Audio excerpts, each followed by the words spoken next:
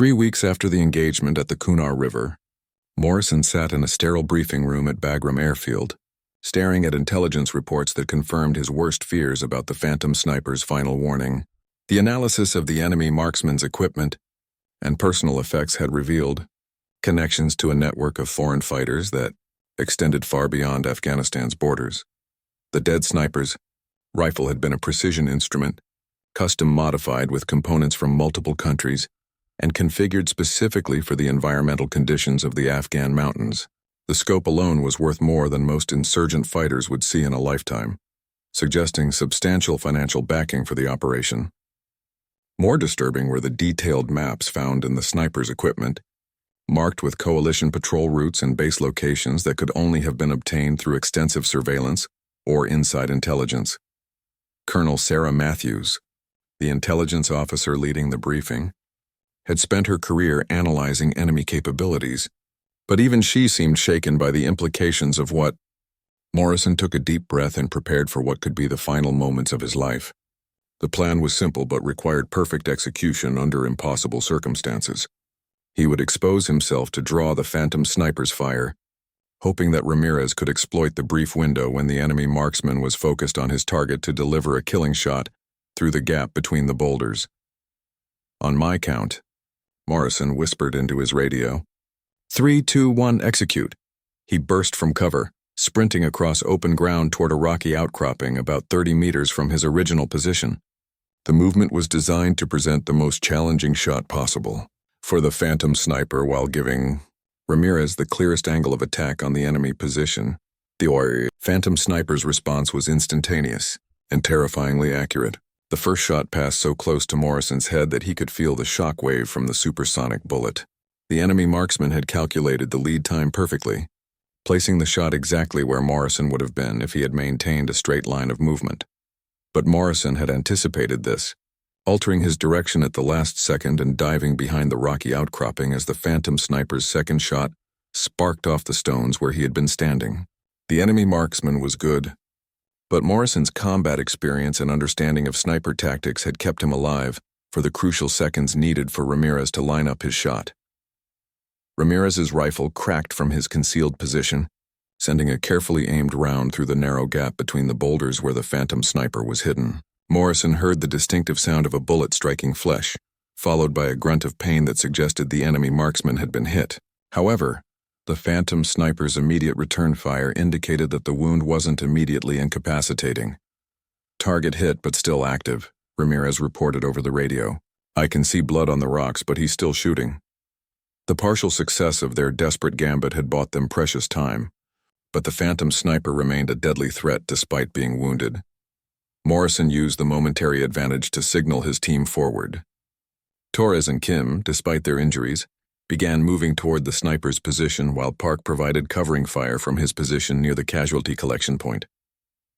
The coordinated advance was executed with the precision that marked elite special operations units, each man knowing instinctively how to support his teammates while maintaining maximum pressure on the enemy. The Phantom Sniper, now bleeding and under direct assault, made a tactical decision that demonstrated his exceptional training and field experience. Instead of trying to hold his compromised position, he began a fighting withdrawal toward the river, using the boulder field's natural cover to shield his movement while continuing to engage Morrison's advancing team. Morrison caught glimpses of the enemy marksman as he moved between the rocks, confirming that Ramirez's shot had struck him in the left shoulder. The wound was bleeding heavily, but the Phantom Sniper's movement remained controlled and purposeful. This was someone who had been wounded before and knew how to function effectively, despite injury and pain. The enemy forces positioned around the perimeter began closing in as they realized that their primary asset was under direct attack. Morrison could hear the sound of running feet on stone as hostile fighters moved to support their sniper, creating a rapidly developing tactical situation where his team would soon be outnumbered and outgunned. Torres, despite his earlier injury, had managed to reach a position where he could engage the Phantom Sniper with his rifle. His first shot missed, chipping stone from the boulder the enemy marksman was using for cover, but it forced the sniper to alter his planned route toward the river. Every second of delay increased the chances that Morrison's team could eliminate their primary threat before being overwhelmed by the supporting enemy forces. The Phantom Sniper reached the edge of the boulder field and began his descent toward the river, moving with surprising speed despite his shoulder wound. Morrison realized that if the enemy marksman reached the water, he would likely escape using the same underwater techniques that had allowed him to approach their position undetected. They had one chance to end this threat permanently. Kim, fighting through the pain of his shoulder wound, had positioned himself to intercept the Phantom Sniper's route to the river. The wounded SEAL waited until the enemy marksman was committed to a specific path between two large boulders, then opened fire with controlled bursts from his automatic rifle. The concentrated fire forced the Phantom Sniper to seek immediate cover, trapping him in a position where he could be engaged from multiple directions. Park, demonstrating the Medical Corps' reputation for courage under fire, left his protected position and began moving to support the assault on the sniper's position. Despite his leg wound, the medic advanced steadily, providing additional firepower and preparing to render medical aid to any team members who might be wounded in the final phase of the engagement. The Phantom Sniper made one last, desperate attempt to reach the river, exposing himself completely as he sprinted across 20 meters of open ground toward the water's edge. Morrison, Ramirez, Torres, and Kim all engaged simultaneously, their combined fire creating a deadly crossfire that no human could survive. The enemy marksman stumbled and fell just meters from the riverbank, his rifle flying from his hands as multiple bullets found their target. Morrison approached the fallen sniper cautiously, weapon ready, expecting some final desperate act of defiance. What he found instead was a young man, probably in his early 30s, wearing the modified wetsuit they had observed earlier, and carrying identification that would later reveal him to be a former Special Forces operator from a European military. As Morrison knelt beside the dying sniper, the enemy marksman's eyes focused on him with surprising clarity. In heavily accented English, the Phantom Sniper whispered, "You are very good, but there are others like me, many others." With those words, the most dangerous enemy Morrison had ever faced died beside the river that had been both his highway and his final destination. The sound of approaching helicopters grew louder, and Morrison could see coalition aircraft moving toward their position. The emergency beacon Torres had activated had successfully summoned rescue forces, but Morrison knew that the Phantom Sniper's final words would haunt him for years to come. This engagement was over, but the war against skilled enemy marksmen was far from finished. Morrison gathered his wounded team and prepared for extraction, but his mind was already focused on the intelligence implications of what they had discovered. The Phantom Sniper's equipment, techniques, and final warning suggested that coalition forces were facing a new and sophisticated threat that would require entirely new tactical approaches to counter effectively. Ramirez's shot struck exactly where the Phantom Sniper had been positioned, sending rock fragments exploding from the boulder, where the enemy marksman should have been lying. But as the dust settled, Morrison realized with growing dread that they had hit nothing but stone. The Phantom Sniper had somehow anticipated the shot and moved at the precise moment Ramirez had pulled the trigger. The enemy marksman's counter shot came less than 2 seconds later, the supersonic crack of the bullet passing inches from Ramirez's head before shattering against the rocks behind him. The Phantom Sniper had not only evaded their attack, but had immediately identified Ramirez's position and returned fire with deadly accuracy. Morrison was witnessing combat skills that bordered on the supernatural. "Move! Move! Move!" Morrison shouted as his team began their desperate breakout attempt.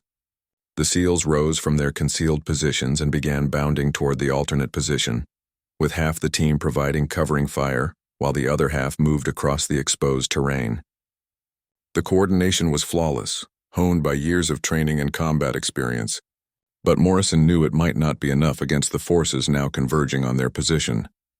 The first mortar rounds impacted exactly where Morrison's team had been positioned just moments before, sending deadly fragments screaming through the air and confirming that the enemy forces possessed accurate intelligence about their location. The timing suggested that forward observers had been tracking the SEAL team's movements and feeding targeting information to the mortar crews in real time. Kim, leading the first movement element, had covered about 50 meters when the Phantom Sniper's rifle cracked again.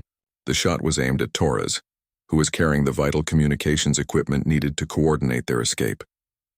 The bullet struck the radio pack on Torres's back, destroying their primary means of communication with headquarters and effectively cutting them off from external support. Morrison realized that the phantom sniper wasn't just trying to kill his men. The enemy marksman was systematically eliminating their tactical capabilities, first targeting their communications, then likely to target their medic, their heavy weapons, and finally their leadership in a calculated sequence designed to maximize psychological impact while destroying their ability to fight effectively. Park, moving with the second element, suddenly dropped to the ground as another mortar barrage impacted nearby. Morrison could see that the medic had been hit by shrapnel in his left leg, but was still conscious and attempting to continue the movement. The injury wasn't immediately life-threatening, but it would slow their movement and require someone to assist Park if they were going to reach the alternate position safely. The phantom sniper had changed positions again, moving to a new hide among the boulders that offered a different angle of attack on the SEAL's movement route. Morrison caught a glimpse of the enemy marksman as he settled into his new position, confirming his earlier assessment that they were facing someone with extraordinary fieldcraft skills and intimate knowledge of the local terrain. Ramirez, still providing covering fire from their original position, spotted muzzle flashes from the ridge where the enemy patrol was positioned. "Sir, we've got multiple shooters on the high ground. They're trying to bracket our movement and force us into the kill zone." His assessment was correct. The enemy forces were executing a complex tactical maneuver designed to channel Morrison's team into an area where they could be eliminated with concentrated fire. The sound of additional helicopters reached Morrison's ears, but he couldn't determine whether they belonged to coalition forces responding to the emergency or enemy aircraft moving to support the ambush. Either way, the aerial activity suggested that this engagement was escalating beyond a simple firefight between small units and was becoming a significant military operation. Torres, despite losing his radio equipment, had managed to activate an emergency beacon that would alert headquarters to their situation. However, Morrison knew that any rescue attempt would take time to organize and execute, time that his team probably didn't have given the intensity of the enemy pressure they were facing. The phantom sniper fired again, this time targeting Kim as he attempted to provide covering fire for the team's movement. The shot grazed Kim's shoulder, spinning him around and causing him to drop his rifle. The wound wasn't fatal, but it effectively removed another experienced fighter from Morrison's available combat power at a critical moment in the engagement. Morrison realized that they needed to change their tactical approach immediately. The conventional breakout movement was playing directly into the enemy's strengths, allowing the phantom sniper to engage them systematically, while the other hostile elements maneuvered to complete the encirclement. They needed to do something unexpected, something that would disrupt the enemy's carefully orchestrated plan. "All elements, change of plans," Morrison broadcast over his tactical radio. "We're going to assault directly toward the sniper's position. Prepare for immediate advance on my command." The decision was tactically sound but extremely dangerous. By attacking the enemy's strongest position, Morrison hoped to disrupt their coordination and create opportunities for his team to escape the killing zone. The phantom sniper seemed to anticipate this tactical shift, immediately engaging Morrison's team with rapid, precise fire that forced them to seek cover behind whatever rocks and vegetation they could find. Each shot was perfectly placed to pin down specific team members while leaving others exposed to fire from the supporting enemy elements positioned around the perimeter. Park, despite his leg wound, had managed to reach a position where he could provide medical support to Kim. The medic worked quickly to stop the bleeding from Kim's shoulder wound while simultaneously preparing additional medical supplies for what was likely to be a prolonged and bloody engagement. Another mortar barrage impacted near their position, with the enemy adjusting their fire based on the movement they could observe from their elevated positions. Morrison realized that his team was caught in a sophisticated kill zone where every movement was being tracked and targeted by multiple weapon systems working in coordination. The phantom sniper's position among the boulders offered perfect concealment and multiple escape routes, making a direct assault extremely dangerous. However, Morrison knew that staying in their current position would only allow the enemy forces more time to tighten the noose around his team. They had to act decisively or face certain annihilation. Ramirez had identified what appeared to be a weakness in the sniper's position, a small gap between boulders that might offer a brief opportunity for an accurate shot. However, exploiting that opportunity would require someone to expose themselves completely to enemy fire while making a precision shot under extreme stress. Morrison made the decision that would define the outcome of the engagement. Ramirez, I'm going to draw his fire. When he engages me, you take your shot through that gap you identified. Everyone else prepare to assault his position as soon as Ramirez fires. It was a desperate plan that relied on precise timing and exceptional courage, but it might be their only chance for survival. The decision was taken out of Morrison's hands when the distinctive crack of a high-powered rifle shattered the mountain silence. The shot came from the boulder field, but the target wasn't any member of Morrison's team. Instead, the phantom sniper had engaged a coalition patrol that was moving along a ridge nearly a kilometer away. A patrol that Morrison's team hadn't even known was in the area. Through his binoculars, Morrison watched in horror as one of the distant figures crumpled to the ground while his teammates scrambled for cover. The shot had been impossibly precise, threading between rocks and vegetation to find its target across a distance that would challenge even the most advanced military snipers. Morrison was witnessing the deadly skill that had made this enemy marksman a legend among insurgent forces. The engagement of the distant patrol triggered immediate chaos on the enemy radio frequencies that Torres was monitoring. Multiple voices began coordinating rapidly, and Morrison realized that the ambush plan was being modified in real time to account for the new tactical situation. The enemy forces surrounding his position were professional enough to adapt their strategy without losing coordination or effectiveness. Ramirez grabbed Morrison's arm and pointed toward the ridge, where the enemy patrol had been spotted earlier. The hostile fighters were now moving rapidly toward new positions, obviously responding to orders from their command element. Morrison counted at least 12 armed figures, all moving with the disciplined precision of trained soldiers rather than the casual disorganization typical of militia forces. "Sir, we need to move now," Ramirez whispered urgently. "They're repositioning to cut off our escape routes. If we wait much longer, we'll be completely surrounded with no way out." His assessment was correct, but Morrison knew that any movement would immediately reveal their position to the sniper in the boulder field, who would then have clear shots at his entire team. The distant patrol was still taking fire from the phantom sniper, with additional shots echoing across the valley every 30 to 40 seconds. Each shot found its target with devastating accuracy, and Morrison could see the coalition forces being systematically eliminated by an enemy who seemed to possess supernatural marksmanship abilities. The patrol was trapped in an open area with minimal cover, making them perfect targets for long-range engagement. Torres suddenly held up his hand and pointed to his headset with an expression of urgent concern. "Sir, they're calling in additional support. I'm hearing references to heavy weapons and possibly mortars. This is about to get much worse." The intelligence confirmed Morrison's worst fears about the sophistication of the enemy operation they had stumbled into. Park, from his position near the casualty collection point, had identified what appeared to be a heavy weapons team, setting up on a ridge that would give them overlapping fields of fire with the sniper's position. Morrison realized that his team was about to be caught between multiple enemy elements, each positioned to complement the others in a deadly crossfire that would make survival nearly impossible. The phantom sniper in the boulder field suddenly shifted position, moving with fluid grace between the rocks to achieve a new angle of attack. Morrison caught a glimpse of the enemy marksman's face for the first time, and was surprised to see features that suggested European ancestry rather than the local ethnic characteristics he had expected. This sniper might be a foreign fighter, possibly a former military professional who had come to Afghanistan specifically to target coalition forces. The realization that they were facing an international operative rather than a local insurgent changed Morrison's tactical assessment significantly. Foreign fighters often brought advanced training, sophisticated equipment, and operational methods that exceeded the capabilities of typical insurgent forces. This enemy would be harder to predict and much more dangerous to engage directly. Kim's voice crackled over the radio from his position on the team's left flank.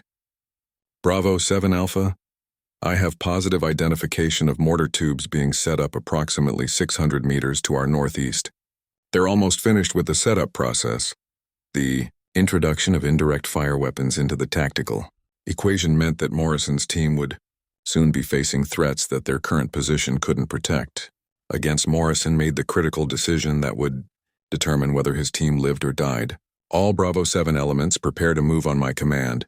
We're going to break contact and move to alternate position, Charlie. Ramirez, you take the shot on the sniper as soon as we start moving. Everyone else provide covering fire and move in bounds toward the extraction. Point.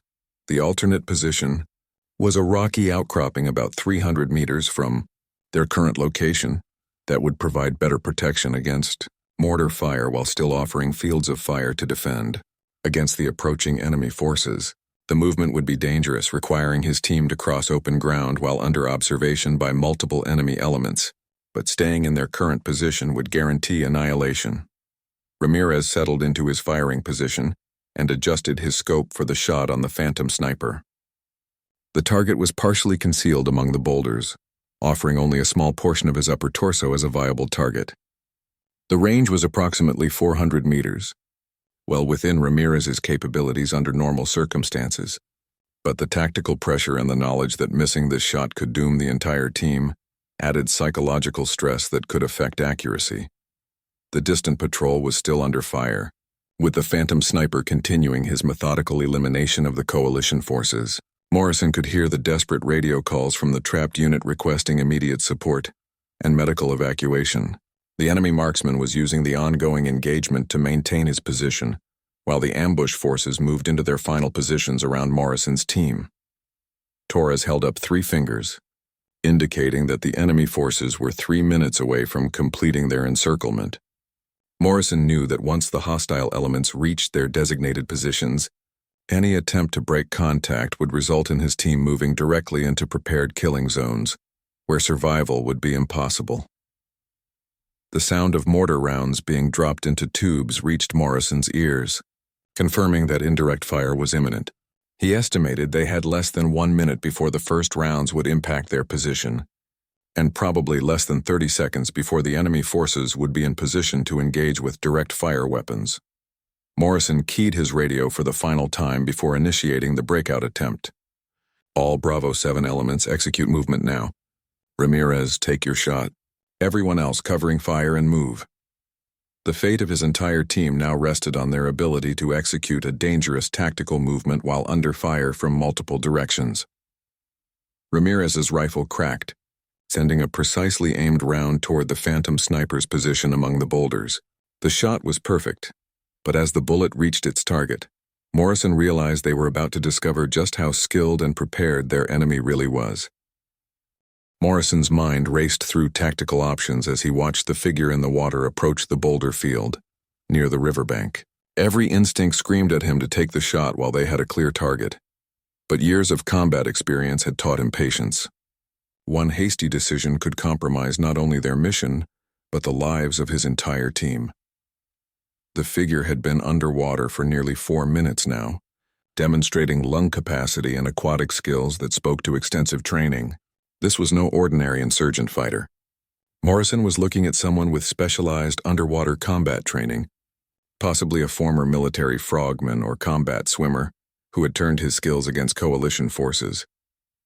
Ramirez shifted slightly beside him, his finger hovering near his rifle's trigger guard. "Sir, I can take him as soon as he surfaces," he whispered. "Clean shot, no chance of escape." Ramirez was an exceptional marksman, one of the best Morrison had ever worked with. But something held the lieutenant commander back from giving the order. "Negative," Morrison replied quietly. "We need to see what he's planning. This could be our only chance to understand his methods and identify any support network." It was a calculated risk, but Morrison knew that killing this sniper wouldn't solve their larger problem. If there were others operating in the area, or if this was part of a larger, coordinated effort. The figure finally reached the boulder field and began to emerge from the water with movements so fluid and controlled that Morrison had to admire the tactical skill involved. The person wore what appeared to be a modified wetsuit in mottled green and brown patterns that would blend perfectly with the riverbank environment. More importantly, Morrison could now see the outline of a high-powered rifle strapped to the figure's back, along with what looked like a sophisticated scope and possibly night vision equipment. As the sniper settled into position among the boulders, Morrison realized they were witnessing something extraordinary. This wasn't just a skilled marksman, but someone who had developed an entirely new approach to long-range warfare in this specific terrain. By using the river system for concealment and approach, the sniper could reach firing positions that conventional thinking would consider impossible to access undetected. Torres, monitoring enemy communications from his listening post, suddenly held up his hand in a signal for attention. He pointed to his headset and then made the gesture for multiple contacts. Morrison felt his stomach tighten as he realized the sniper in the river might not be working alone after all. The communications specialist crawled toward Morrison's position, moving with the careful deliberation of someone who understood that any unnecessary noise could prove fatal. When he reached Morrison, he leaned close and whispered directly into his ear. "Sir, I'm picking up coordinated radio traffic. At least 3 different voices, using a code system I haven't heard before. They're definitely planning something, and it's happening soon." Morrison absorbed this information while keeping his eyes locked on the sniper's position among the boulders. The enemy marksman had established a perfect hide, with multiple escape routes and clear fields of fire covering the approaches to their observation post. If there were additional hostiles coordinating with the sniper, Morrison's team could quickly find themselves caught in a sophisticated ambush. The tactical situation was becoming increasingly complex. The original patrol they had spotted earlier was probably part of this coordinated operation, possibly serving as spotters or a blocking force to prevent escape. Morrison realized they had walked into something much larger and more dangerous than a simple hunt for a lone sniper. Petty Officer Second Class Andy Kim, positioned on the team's left flank, suddenly appeared on Morrison's radio frequency. "Bravo 7 Alpha. This is Bravo 7-4. I have movement on the ridgeline to our north. Looks like the patrol we spotted earlier, but they've been reinforced. Count is now 8 to 10 hostiles, and they're moving to surround our position." The pieces of the tactical puzzle were falling into place with devastating clarity. Morrison's team hadn't been hunting the sniper. They had been lured into position by a carefully orchestrated plan. The intelligence that had brought them to this location had probably been deliberately leaked to draw a SEAL team into a killing zone where the enemy's advantages would be maximized. Morrison keyed his radio for a team-wide broadcast. "All Bravo 7 elements, we are potentially compromised and possibly surrounded. Maintain current positions and prepare for contact from multiple directions. Do not engage unless directly fired upon. We need to understand the full scope of what we're facing." The sniper among the boulders remained motionless, but Morrison could see the subtle adjustments being made to the rifle scope and the careful positioning that indicated target acquisition was in progress. The enemy marksman was preparing to engage, probably waiting for a signal from the coordinating voices that Torres was monitoring. Park, from his position near the casualty collection point, had identified what looked like additional movement in the valley below. Small groups of fighters were moving along concealed routes, using the natural terrain to approach the SEAL team's position from multiple directions. The coordination and timing suggested a level of planning and professionalism that went far beyond typical insurgent operations. Morrison realized they were facing an enemy unit that had studied coalition tactics extensively and had developed specific countermeasures designed to neutralize the advantages that special operations forces usually enjoyed. The use of the river for approach and concealment was just one element of a sophisticated operational concept that had probably been months in development. The temperature continued to climb, and Morrison could feel sweat stinging his eyes as he maintained his observation of the sniper's position. The enemy marksman had achieved perfect camouflage among the boulders, becoming virtually invisible except for the occasional glint of sunlight off the rifle scope when it moved to track potential targets. Torres suddenly grabbed Morrison's arm and pointed urgently toward his headset. The enemy radio traffic had intensified, with rapid exchanges that suggested the operation was about to begin. Morrison could see Torres counting on his fingers, indicating multiple stations checking in with what was probably a command element coordinating the entire ambush. The sniper in the boulder field made a subtle movement, adjusting position slightly to achieve a better angle on Morrison's team. The enemy marksman was good but not perfect. That small adjustment had revealed the muzzle flash suppressor on the rifle, confirming that this was indeed the phantom sniper who had been terrorizing coalition forces throughout the region. Morrison faced the most critical decision of his military career. He could order his team to engage immediately, hoping to disrupt the enemy's coordination and fight their way out of the developing ambush. Or he could continue to wait, gathering intelligence that might prevent future attacks but risking the lives of his men in the process. The sound of a distant helicopter reached Morrison's ears, and he realized that their scheduled extraction was still hours away. If they were going to survive this encounter, they would have to rely entirely on their own skills and the bonds of trust that had been forged through years of training and combat operations together. The morning sun cast long shadows across the Afghan valley as Lieutenant Commander Jake Morrison adjusted his rifle scope for the third time in 10 minutes. Something felt wrong about this mission from the moment their helicopter had touched down in the remote outpost near the Kunar River. The intelligence reports had been vague, mentioning increased enemy activity in the area, but nothing concrete enough to justify the heavy SEAL presence now scattered throughout the rocky terrain. Morrison's team, call sign Bravo 7, had been deployed to investigate reports of a highly skilled sniper who had been picking off coalition forces with surgical precision over the past 2 weeks. 7 confirmed kills, all from impossible distances, all clean headshots. The enemy shooter seemed to appear and disappear like a ghost, leaving no trace except the devastating accuracy of his work. Petty Officer First Class Carlos Ramirez crawled up beside Morrison, his ghillie suit making him nearly invisible against the weathered stones. "Sir, we've got movement about 800 meters northeast." Looks like a small patrol, maybe 4 or 5 hostiles. Ramirez had been with Morrison for 3 tours, and his instincts were razor-sharp. If he said there was movement, there was movement. Morrison lifted his binoculars and scanned the area Ramirez had indicated. Through the heat shimmer rising from the sun-baked rocks, he could make out the faint outlines of armed figures moving along a goat path that wound between 2 steep ridges. They moved with purpose, not the casual gait of local herders, but with the calculated steps of trained fighters. "Copy that, Ramirez. Get on the radio and update base camp. Tell them we have visual confirmation of hostiles in Sector 7. Morrison continued watching the distant figures as Ramirez quietly spoke into his headset.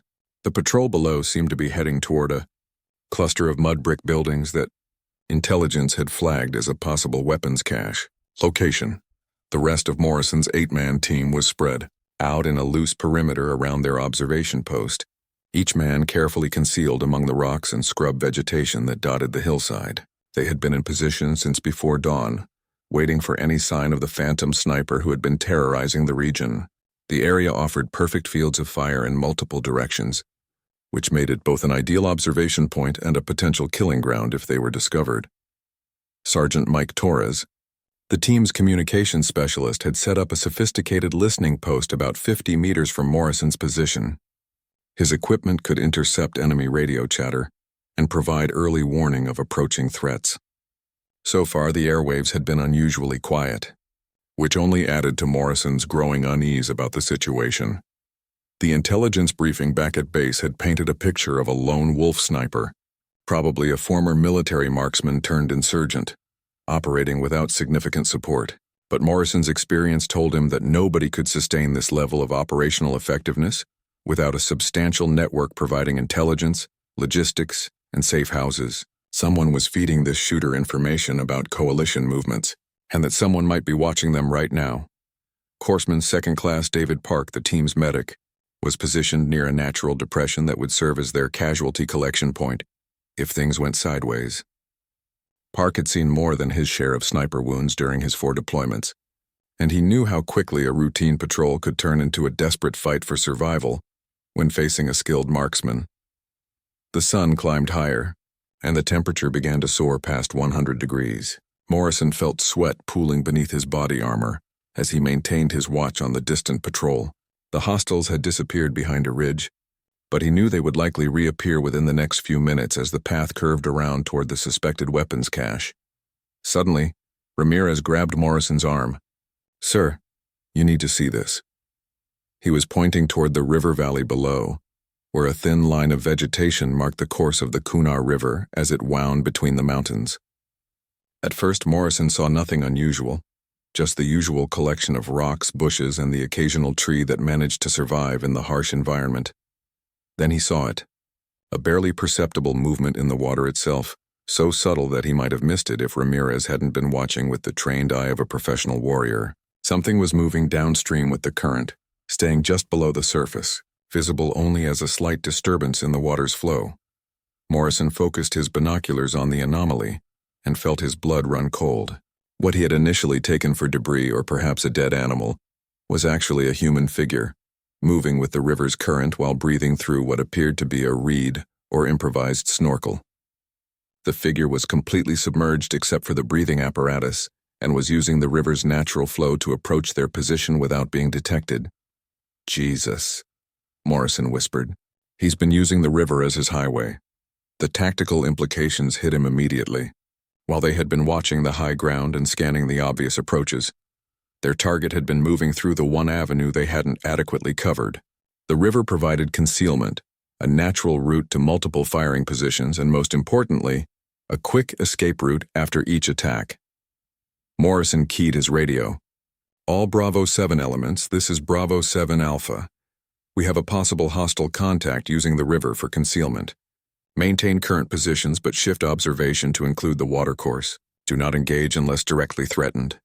He paused, watching as the figure in the water continued its slow progress downstream. This could be our ghost sniper, people. Stay sharp and stay quiet.